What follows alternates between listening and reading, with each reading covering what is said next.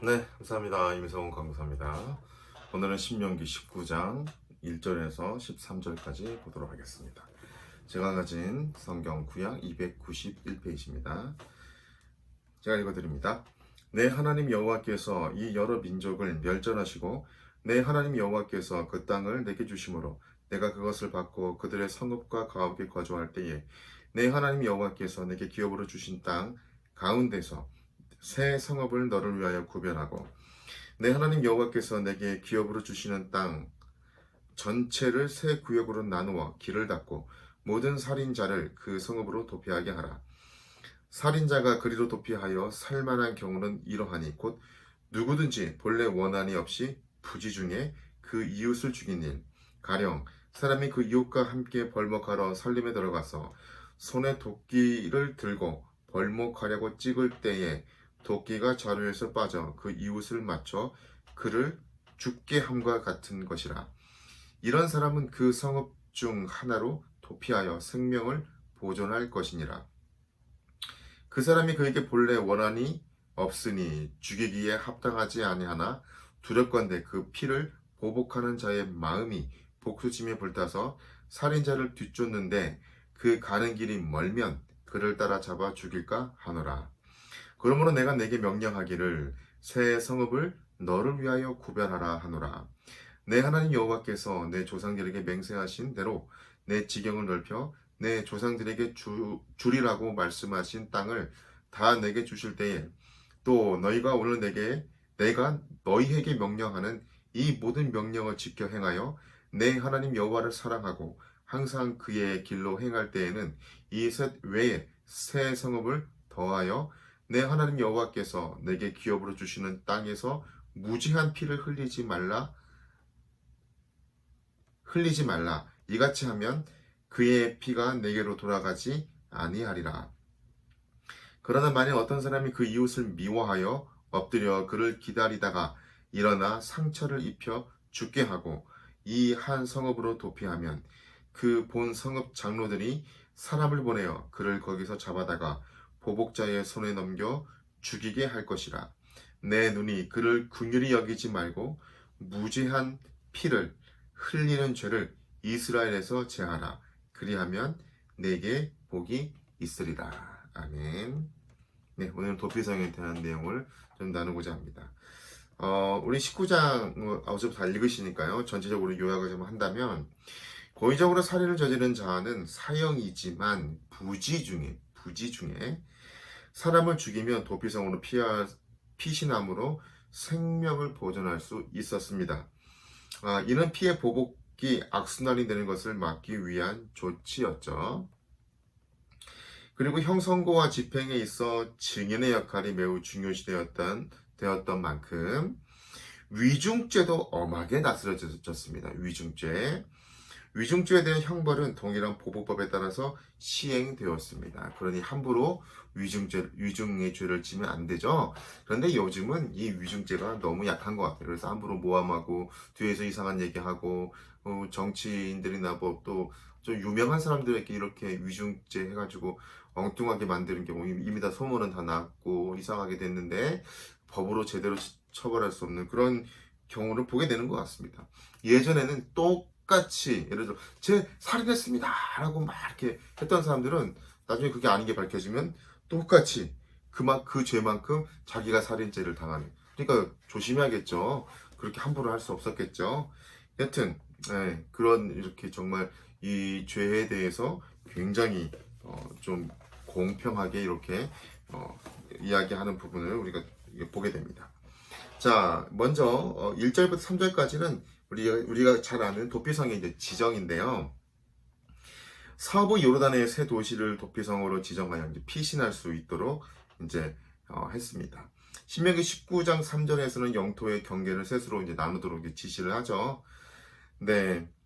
이는 이제 신명기 34장 2절에서 암시하는 바와 같이 서부 요르단 지역을 남북 방향으로 세 지역으로 나누는 것을 말하는 것 같습니다. 뭐 북으로는 납달리, 중앙에는 에브라임 분에서 남은 유다, 뭐 이런 지역으로요. 여기서 길을 닦아야 한다는 말은 각 지역에서 도피성까지 안전하고 신속하게 도달할 수 도달할 수 있게 하기 위함이었습니다. 그리고 도피성은 모든 살인자를 위한 것이라고 서술을 했지만 일종의 원칙이 어떤 거죠? 모든 생명을 보호해야 될 가치가 있습니다. 그러나 그가 살인자라 할지라도 보호는 됐는데 10계명 제6계명은 일체의 살인을 금지하고는 있죠. 이 금령의 원칙에 따라 보복에 의한 또 다른 살인을 금하고 있는 거죠. 이 도피성 제도는 잔인한 보복을 금하여 생명을 존중하고자 이제 보호를 하고 있는 겁니다. 우리가 또 이제 뒤에 살펴보면 또 아시겠지만 일단 부지 중에 살인을 저지르는 경우를 말하는 거죠. 부지 중에. 자, 두 번째는 살인자가 도피성에 피해서 이제 살 경우 4절에서 5절까지인데 이 모든 살인자가 도피성으로 피하다고 하여 살 수 있는 것은 아닙니다. 여기서 나오죠. 도피성에 피해 살 수 있는 경우는 먼저 부지 중에 그러니까 고의로 죄를 짓지 고의로 죽인 게 아니라는 거죠. 일어난 살인 사건의 경우에 살 수 있었습니다. 부지 중이나 살해하는 의도, 어떠한 의도가 없었다는 거죠. 5절의 예와 같이 전혀 도끼의 예죠. 전혀 의도하지 않았는데 도끼날에 빠져 나라가 다른 사람을 죽이게 되는 경우를 말하고 있습니다. 또 두 번째는 살인자 이전에 미화한 일이 없는 경우에 이 도피성에 피해 살 수 있었습니다. 이 경우는 사형에 처할 만한 죄가 성립되지 않는 거죠. 그리고 거룩한 백성이 되는 길 가운데 형제를 미워하지 않는 것도 포함이 되기 때문에요. 공동체의 다른 구성원, 즉 신명기적 사상에 따르면 형제를 미워하여 살인하였다면 이는 마땅히 공동체에서 제거되어야 할 중대한 범죄였습니다. 그러니까 우리 다시 한번 5절의 예를 들어서 설명을 한다면 나무를 하는 중에 도끼 자루에서 날이 빠져나와 그 동료를 죽게 했을 경우와 같이 이전에 미워한 일도 없고 그다음에 또 부지 중에 일어난 사건에 대해서 도피성으로 피해서 살 수 있었다는 거죠. 그러므로 우발적 어떤 내가 자발적으로 이렇게 하는 고의적으로 하는 게 아니라 나도 모르게 어떻게 이렇게 부지 중에 일어난 이런 살인 사건이 일어났을 때 살인자의 생명이 보존되어서 무죄한 피를 흘리는 일을 사전에 막기 위함이었습니다. 6절, 7절은 도피성의 목적에 대해서 이야기를 하고 있습니다. 도피성의 목적은 피해 복수자가 살인자를 쫓아가 그를 쳐서 그의 생명을 빼앗지 못하도록 하는 데 있습니다. 도피성은 비고의적인 살인자, 그렇죠? 부지 중에 살인을 저지른 사람, 피해 복수자로부터 보호하는 제도였습니다. 피해 복수자란 가까운 친척 가운데 복수의 의무가 있는 자를 말합니다. 또 손해배상해야 될 의무가 있는 자를 말하죠. 때로는 죽은 친척의 부동산을 돈으로 주고 살 수 있는 권리를 가진 가까운 친척을 말합니다. 딱 룻기에 보았습니다. 피해 복수자는 살인당한 사람을 대신에 복수해주는 사람으로 고대 사회에서는 흔히들 있는 제도였는데요. 이 피해 복수자 제도는 살인자를 처벌할 수 있는 공권력이 없는 사회의 제도였습니다. 이 성경에서는 고의적 살인자의 경우는 어떠한 타협을 불허하고 살인자는 반드시 사형에 처했습니다. 그 살인자의 피로만 대가를 치를 수가 있었습니다. 고의적인 살인으로 사람을 죽이는 것도 이스라엘 공동체에서 허락되지는 않았지만 부지 중의 살인자가 개인적인 복수를 당하는 것도 동일하게 허락하지 않았던 거죠. 이 모두가 생명의 귀중함을 강조하는 것이었습니다. 이것이 이스라엘 공동체의 정의의 기초가 됩니다.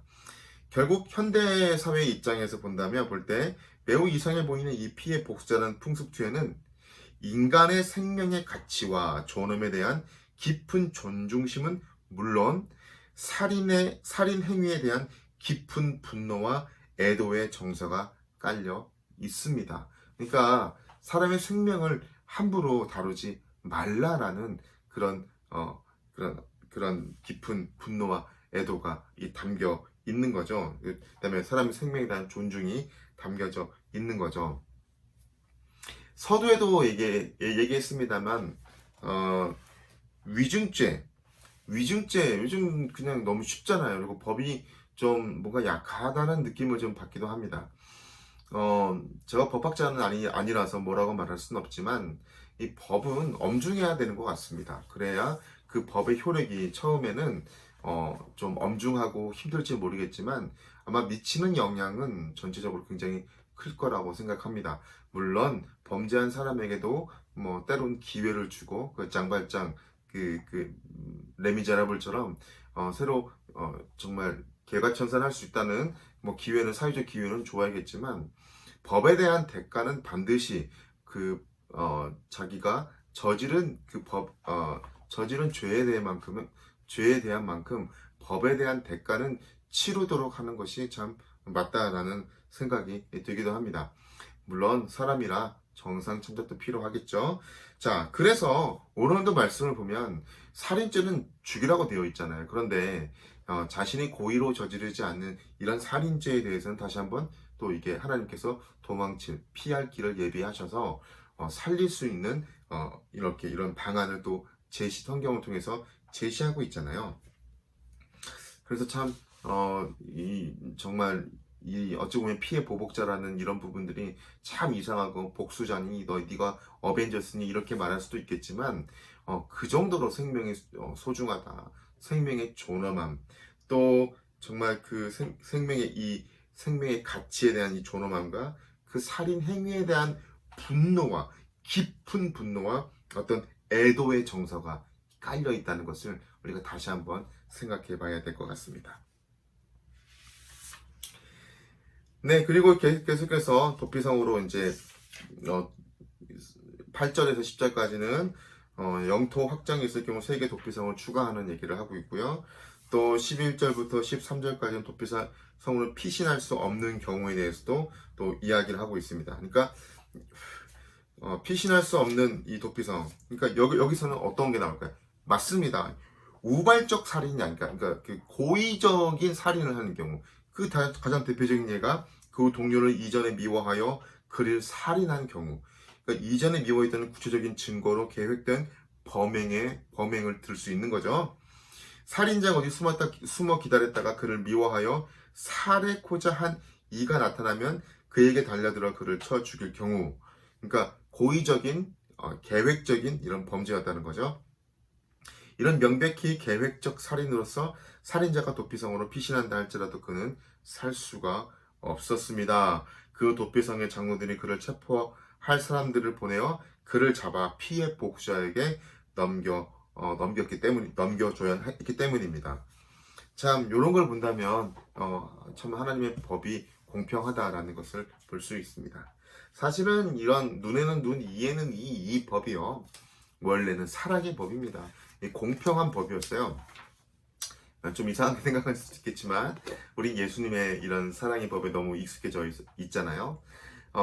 예전에 한 얘기 제가 말씀을 드렸는데 미국에서 실제 있었던 일이랍니다. 앞에 가던 차가 갑자기 그 브레이크를 밟으면서 뒤에서 운전하던 여성이 모르고 그 앞에 차의 범퍼를 슬쩍 받았어요. 툭 그러겠죠. 그러니까 앞에 사람이 뒷목을 잡고 나오는 것이 아니라 좀 기다 차에서 내렸는데 앞에 남자분이었어요. 내렸는데 자기 범퍼가 조금 찌그러진 것을 보고 화가 났나 봐요. 그래서 그 뒤에 이 차를 운전하시는 여성분은 좀 겁이 나서 나오지 못했는데 어떤 상황인지 잘 몰라서 그런데 이 남자가 화를 내면서 그 여자의 자동차에 이 타이어 부분을 발로 팡팡 찼어요. 타이어를 발로 찬다고 타이어가 아프겠어요? 그 사람 발이 아프겠어요? 그 사람 발이 아프겠죠. 근데 이 여자분이 갑자기 너무 화가 난 나머지 막 자기에게 화를 푼다라고 생각했나 봐요. 이 앞에 이 타이어 바퀴를 이 타이어를 발로 차는 이 남성에게 너무 화가 나서 자동차로 치여서 죽였답니다. 네, 실제 사건입니다. 그러니까 이 사람의 죄성은요, 더 복수가 커집니다. 한 대 맞으면요, 한 대 때리는 것이 아니라 한 10대를 때리고자 하고 10대를 맞은 사람은 10대만 때리는 것이 아니라 죽이고자 하는 이런 인간의 죄성이 있다는 거예요. 거기에 맞게끔 너가 피해 본 만큼만 남에게 피해를 줘 이거잖아요. 그러니까 너가 눈 한 대 맞으면 남 눈 한 대 쳐야지 남의 생명까지 없애면 안 돼? 이거거든요.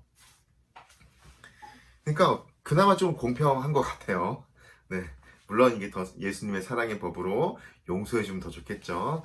그런데 예수님의 이 사람은 용서해야 됩니다. 근데 죄는 용서하지 말아야 되기 때문에 죄에 대한 대가는 그 몸이 저질렀으니, 그 영혼과 함께 저질렀으니 그 대가는 치러야 되는 거죠.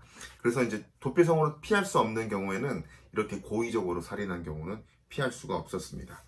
자, 그러면 우리가 이 내용을 가지고 한번 고민해 봤으면 좋겠습니다. 첫 번째는 어쨌든 생명은 참 소중하다. 요즘 세상이 얼마나 좀 진짜 좀 어렵습니까? 사람이 사람을 죽이는 일이 너무나 쉽고요.